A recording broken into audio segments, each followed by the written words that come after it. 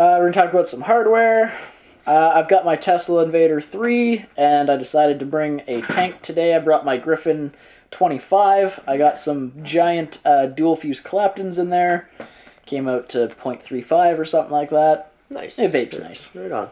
I've got my K-Box 200, Triton V1 on top, Clapton coil inside, hitting at 50 watts. It's going good. Both of us, I'm pretty sure, are repping some regulated mods today, Regulated mods. Well, semi-regulated. Well, semi-regulated, regulated. There's something in there to tell it to stop doing stuff before it's going to blow us up. So we're going to talk about this article just a about somebody who blew themselves up. I'm just going to start by saying I don't think mech mod should be available to people. It's pretty reasonable. If you need to be an expert in something to safely use it, I mean, is there really a point? Probably not. Like, well, I mean, if you're an expert, then yeah. Yeah, but I mean, like, that being said, I have no idea how dynamite works. Exactly. I can't go buy dynamite. The short of this is that I've had a lot of people coming to me, and Adam's had people coming to him, and people in the community. And Brianna, Jared's fiance, had her mom go to her, and just... People who are generally concerned that vaporizers are going to blow up.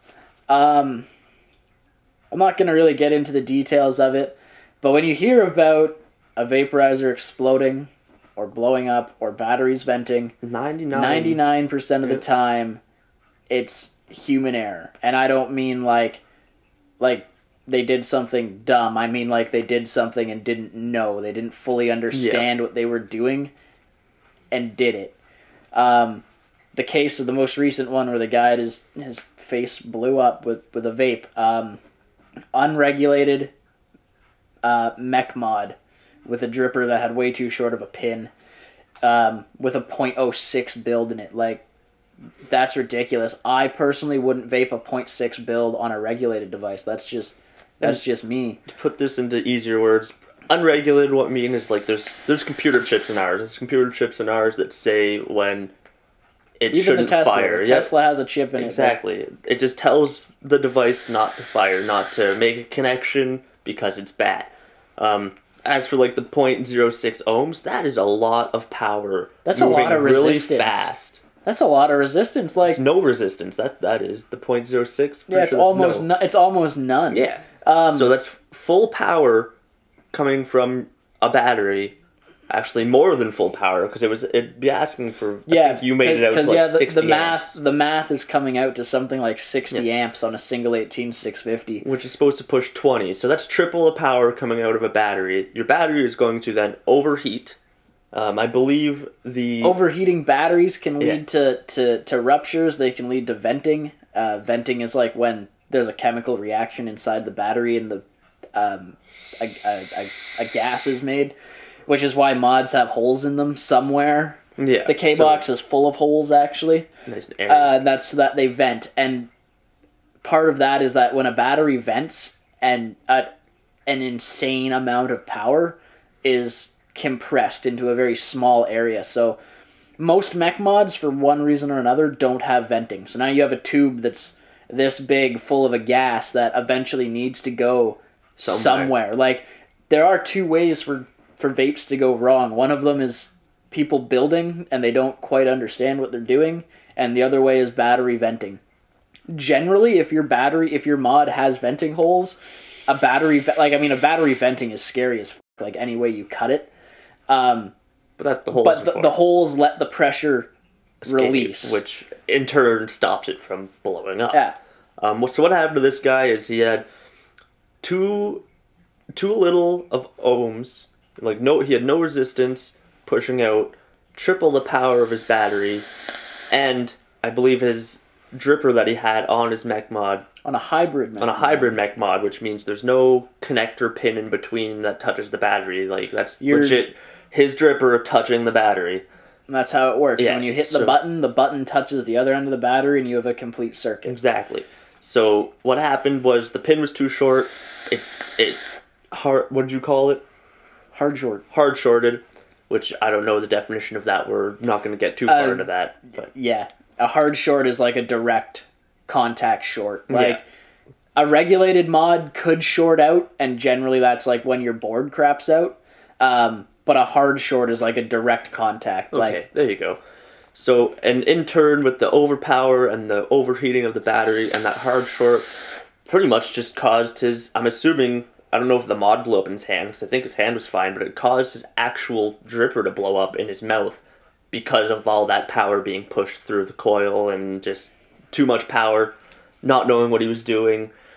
And like just to talk about amps, like my math is putting it somewhere at 60 amps, 50 amps, 60 And amps. the battery's one 18650, they're rated to 20 amps, but even then on continuous fire, they'll only put out about 17. Because running a battery at its full capacity is strenuous for the battery. So now, like, you are so far gone the safe threshold of that battery that it's not even funny. Like, you're asking for triple the output. So moral of this story is, the news article that I read pretty much summed it up as, this guy was vaping, his vape exploded, vaping is bad. That's not the case. We are here to tell you. Yeah. This guy was vaping an unregulated mod, unsafely, not knowing what he was doing, which then caused it to blow up. Yes, that is the ending. It blew up in his mouth. But it's not vaping's fault. It's the fact that he didn't know what he was doing, and he did something which takes expertise, and he obviously wasn't an expert. I mean, I know a lot about vaping. I don't trust mechs. Exactly. I don't like mechs. I don't think they should be available to anybody. Sorry, people that actually know what they're doing. I'm really sorry, but it's not like there's stores that are turning away $40 for their mechs. A sale is a sale, and that really sucks, especially like in the States where regulations, they can't explain mods, they can't talk about battery safety, they can't recommend anything. Like, it's a concoction for bad things to happen. Yep. So in combination, no vents on the vape, yep. No computer chip inside to tell the vape to turn off because you're about to blow. Yep. And lack of education. Education. Because regulation stops education from happening. Exactly. It's preventing him from being properly educated. Exactly. So there you go, people. That's what I'm happened. sorry. The whole, like, I know, okay, I've been vaping for 2 years, over 2 years now, and I know a lot of people in the community. I have never once, I personally do not know anyone that has had a vape explode. Not once. It's rarer than you think, but it gets blown up when it happens. Nobody wanted to outlaw cell phones when the Note 7 started to go bang. Burning houses down. Burning houses down, maiming and mutilating people. Nobody said that cell phones are unsafe. The battery was faulty. Yep. It doesn't, like, and people think, like, people say it like batteries, that can't happen with anything. You could have a AAA explode and that's going to be no fun. Yeah. Doesn't matter if it's this big or this big, like. Yeah, there you go. More of the story, buy something regulated. Yep. Make sure there's a computer chip in it. Yeah.